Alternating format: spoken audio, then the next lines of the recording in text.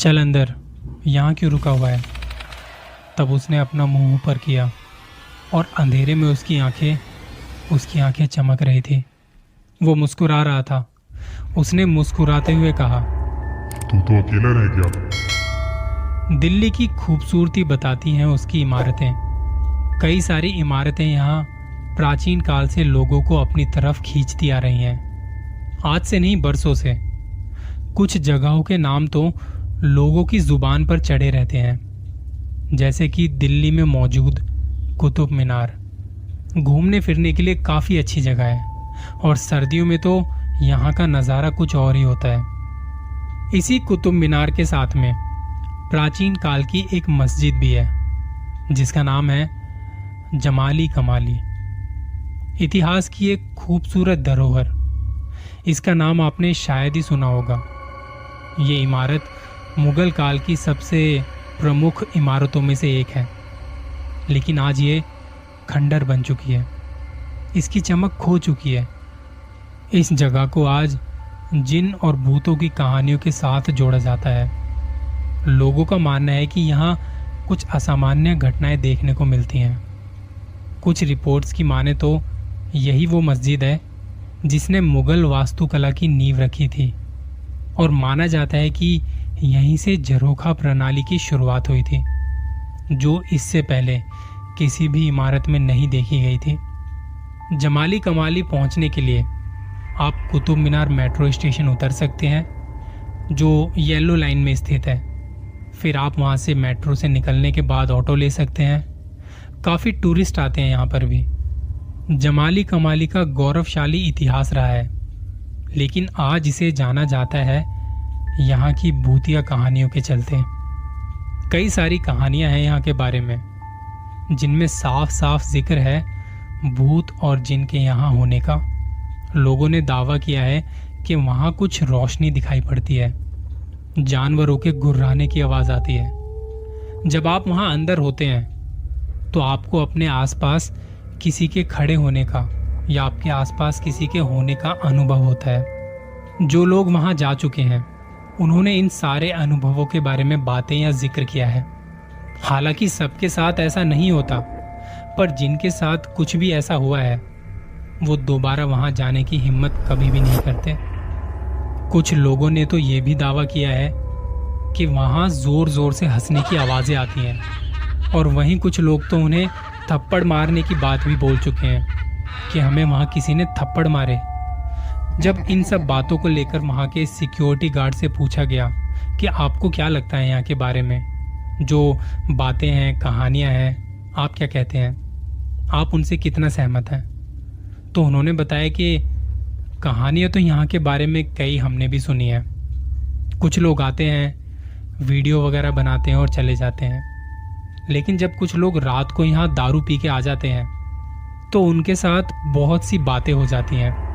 Guard साहब ने बताया कि यहाँ रात को आना मना है, पर कुछ लोग चोरी छिपे आ जाते हैं। तो वो लोग बताते हैं कि रात को उनके साथ कोई बैठा था।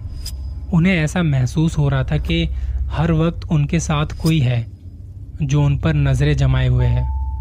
इसके बाद उन्होंने बताया कि एक बार यहाँ मेहरौली से 4 दोस्तों का ग्रुप शाम को आया था। 5 बजे के आसपास वो लोग घूम फिर रहे थे, फोटो खींच रहे थे, और करते करते उन्हें शाम हो गई। दिसंबर का महीना था और उस वक्त यहाँ अंधेरा जल्दी हो जाता है दिल्ली में, तो वो लोग अंदर ही रुके रहे। उन्होंने कोने में कोई जगह देखी, वहाँ आग जलाई और शराब वगैरह पीने लगे। बताया जाता है कि वो लोग यहाँ किराएदार थे। उनके मुताबिक जब वो लोग यहाँ बैठे थे और शराब पी रहे थे, तब किसी हवा के झोंके से उनके गिलास गिर गए। हालांकि वहाँ उस वक्त कोई हवा नहीं चल रही थी और वहाँ आसपास भी कोई नहीं था जो कि भरे हुए गिलास गिरा दे। उन्होंने फिर से गिलास भरे और फिर से एक हवा के झोंके के साथ वो गिलास गिर पड़े। इस वक्त तक ये सब होश में थे। इन चारों दोस्तों में से 3 खड़े हुए और अंदर जाने लगे कि अंदर जाके देखेंगे कोई जगह बैठने की। जब वो तीनों जाने लगे तो एक वहीं बैठा रहा, एक दोस्त वहीं बैठा रहा। उसने गुस्से में गुर्राती आवाज में कहा, यहीं रुको, अंदर बैठने की सोचना भी मत। ये कहते ही वो शांत हो गया। तीनों दोस्तों ने उसका मजाक बनाया कि चल उठ अंदर चलते हैं, डरा मत हमें, हम डरते नहीं है तेरे से। पर वो अपना मुंह नीचे करके बैठा रहा। 3 में से 2 दोस्त अंदर चले गए, एक वहीं उसके पास बाहर रुका रहा। उसने अपने दोस्त को कहा, चल अंदर, यहाँ क्यों रुका हुआ है? तब उसने अपना मुंह ऊपर किया और अंधेरे में उसकी आंखें चमक रही थी। वो मुस्कुरा रहा था। मुस्कुराते हुए उसने कहा, तू तो अकेला रह गया। और ये कहते ही वो जोर जोर से हंसने लगा। उसके इस रूप को देख वो जैसे ही भागने को हुआ, उसे पीछे से इसने पकड़ा और वहीं पटक दिया। वो चिल्लाया और चिल्लाते चिल्लाते बेहोश हो गया था। उसकी आवाज़ सुन के वो दोनों दोस्त भी आ गए और तब तक सिक्योरिटी गार्ड भी आ चुका था। उन्होंने उसे पीछे झाड़ियों में भागते हुए देखा और थोड़ी देर में वो वहाँ से गायब हो चुका था। किसी की भी हिम्मत नहीं थी वहाँ जाके उसे ढूंढने की, क्योंकि बहुत अंधेरा था।